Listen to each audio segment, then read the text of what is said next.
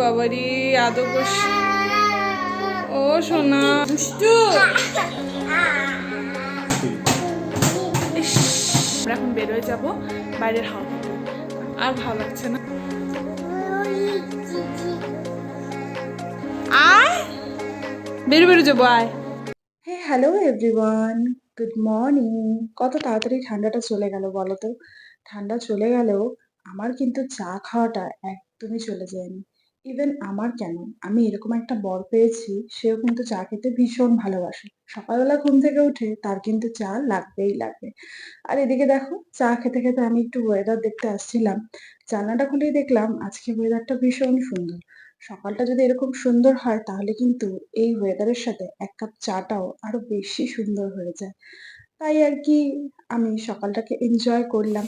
আর এদিকে আমার ছেলেও উঠে পড়েছে। কই কাজ ঘুমোতে কাটতে নাই, ঘুমোতে কাটতে নাই। শোনা শোনা, ঘুমোটা কাটে নাই। মা বাবাটা, আমার সোনাটা, উফ হাতটা ব্যথা করবে তো, হাতটা বাই করো, হাতটা বাই করো। উলি বাবালি কি এলো? ষাট ষাট।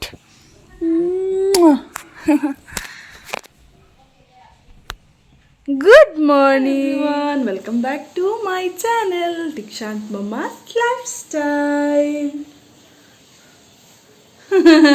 আচ্ছা বেরো বেরো যাবো, আয় আয় আমার কাছে, আয় বেরো বেরো যাবো, আয় আয় আয় আমার কাছে, আয় বেরো বেরো যাবো তো, আয় বেরো বেরো যাবো, আয় আয় না, আয় বেরো বেরো যাবো, আয় আয়। আচ্ছা খাবারটা যে বানাইলাম খাবি না? আয় যত। হ্যাঁ এখন নানি থেকে ঘুরে এসে চুলের অবস্থাগুলো হয়েছে খুবই খারাপ। কি করব, এমনিতেই তো বেবি হওয়ার পর প্রচণ্ড চুল ঝরেছে, চুলের কোনো ট্রিটমেন্ট করতে পারি না, চুলের কোনো যত্ন করতে পারি না।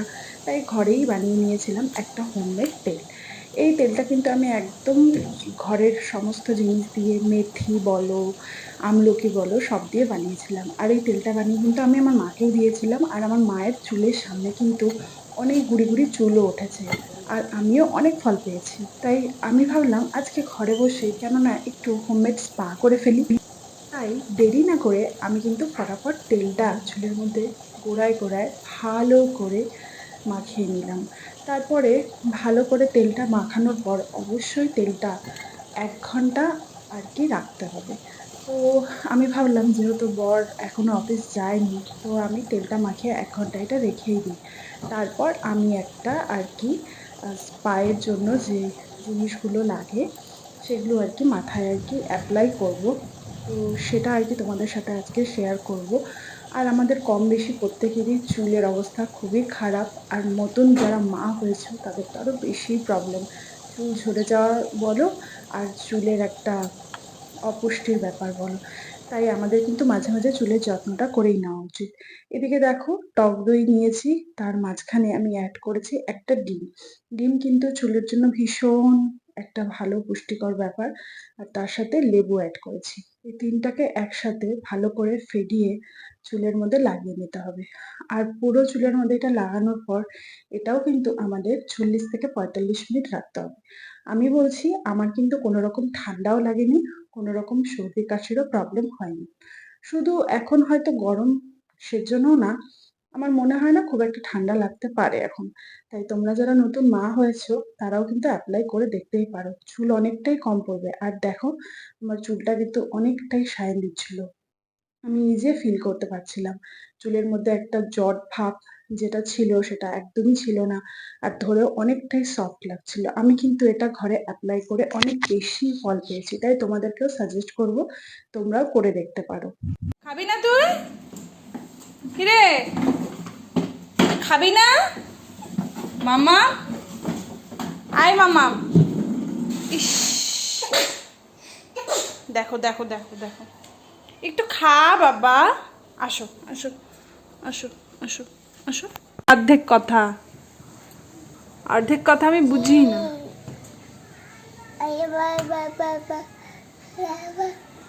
কি বলিস?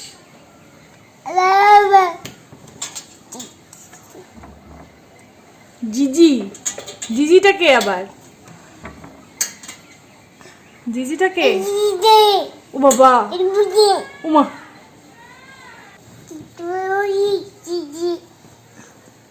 তো কথা চাইনিজ।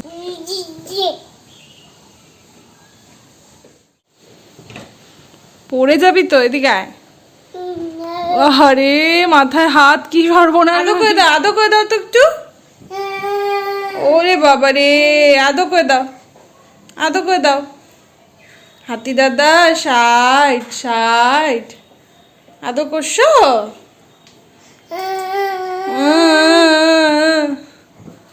উরি বাবা রে, আদো করছো? ও সোনা,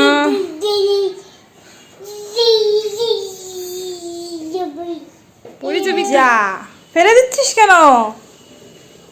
এই নামে, একাই নেমে পড়ে, এখন আর কারো প্রয়োজন পড়ে না। ওই দেখো, ওই দেখো, এখন একাই নামতে পারে। ব্যাস। সকালের দিকে অনেকটাই হাওয়া থাকলেও এখন কিন্তু প্রচণ্ড রোদ, আর হাওয়াটা আছে কিন্তু একদম গরম হাওয়া, আর একদমই আর কি টেকা যাচ্ছে না। আমি ছেলেকে ঘুম পাতেই দিলাম, ও একটু ঘুমোলো, এই ফাঁকে আমি এখন ওর লাঞ্চ রেডি করবো। আজকে ছিল দীক্ষান্তের খাবারে চিকেন। আর কিছুদিন থেকেই ওর মুখে হয়তো রুচি নেই, বা জানি না কেন বা কিছু খেতে যাচ্ছিল না, তাই চিকেনটা খেলে একটু মুখে বাচ্চাদের রুচিটা ফেরে, তাই আমি চিকেনের একটা নতুন আইটেম ওকে বানিয়ে দিয়েছিলাম। সেটাও খেয়ে নিচ্ছিল আর কি, প্রবলেম করছিল না।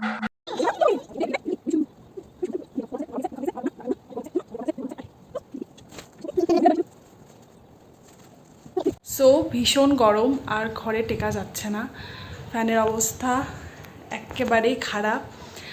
বাট আমরা এখন বেরোয় যাব বাইরের হাওয়া খেতে, কারণ আর ভালো লাগছে না, আর দীক্ষান্তেরও আর ভালো লাগছে না। সন্ধ্যা টন্ধা দিয়ে দিলাম, এখন ঠিক ঘড়িতে 6:20 বাজে। আমি রেডি, জাস্ট ড্রেসটা পরবো আর বেরোয় যাবো। চলো, দেখা হচ্ছে, স্কিপ করো না কিন্তু, ওকে? তুই একাই জুতো পরবি? হ্যাঁ, একাই জুতো পরতে পারিস? এদিকে আয়, এদিকে আয়, জুতো পরাই দিই। জুতো জুতো জুতো জুতো জুতো জুতো পরবি না? পর, পর জুতো পর। কিভাবে জুতো পরে? এই তো, দেখি দেখি দেখি দেখি দেখি, এবারটা দেখি, এবারটা দেখি দেখি। আমাকে ধরো, আমাকে ধরো, হ্যাঁ, দুটো পা দুটো।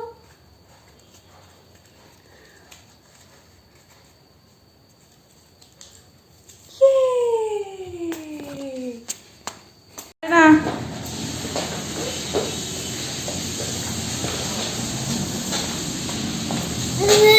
কি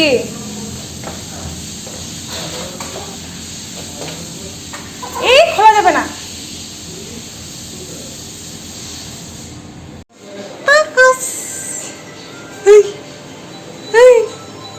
হা করে আছে,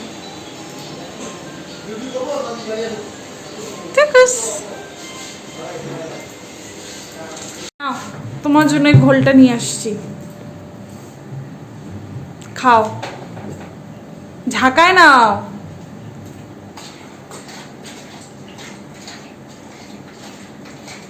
একটু তুই কি দেখতেছিস? ও সিসিটিভিতে দেখতেছে সবাইকে। ও বাবা, ওর পরবর্তীতে, তোমার পরবর্তীতে এই এমন গায় না মাম্মা, তোমার পরবর্তীতে ও বসবে এখানে এরকম আবভাব।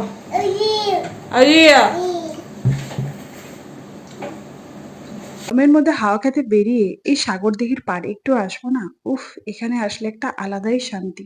কি সুন্দর হাওয়া যে এখানে বইতে থাকে, একদম শরীরটা চাঙ্গা হয়ে যায়।